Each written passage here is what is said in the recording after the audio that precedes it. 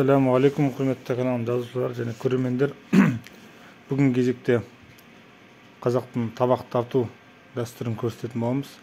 Бірінші салғанымыз жамбас, одан кейін желек, төс. Екі табаққа бірдей қылып жамбастар, төс, желектен түймішілік, үлкен табаққа жауырын,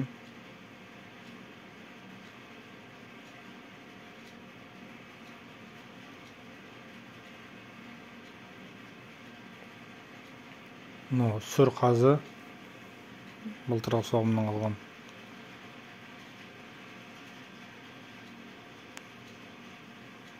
Жалы, жалпы сойылған тайдың етін соғым сойғаннан кейін қонақ шақыруға табақ тартылып жатыр. Мынау қарталары, екі үстел қонақ, мынау қолқа,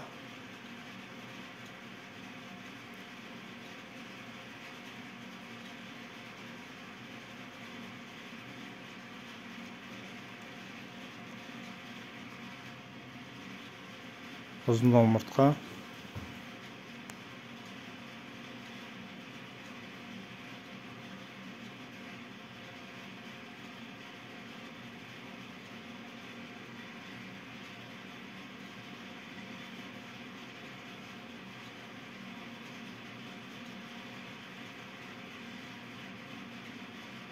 екінші табаққа да ұзын омыртқа салынды.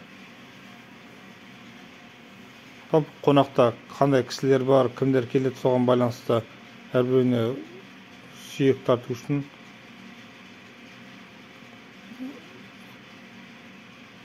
мынау қарын, жылқының қарыны екі табаққа бірдей салынады.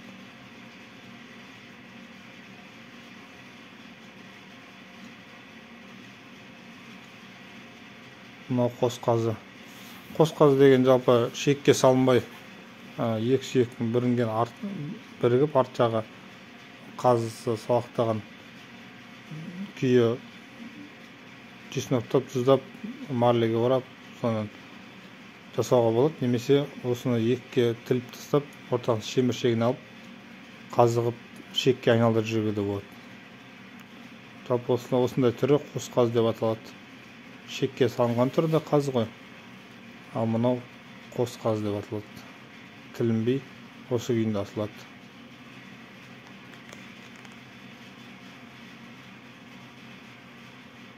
Және де шеке. Шеке ол міндетті түрде жүреді. Кісілерге, үлкен кісілерге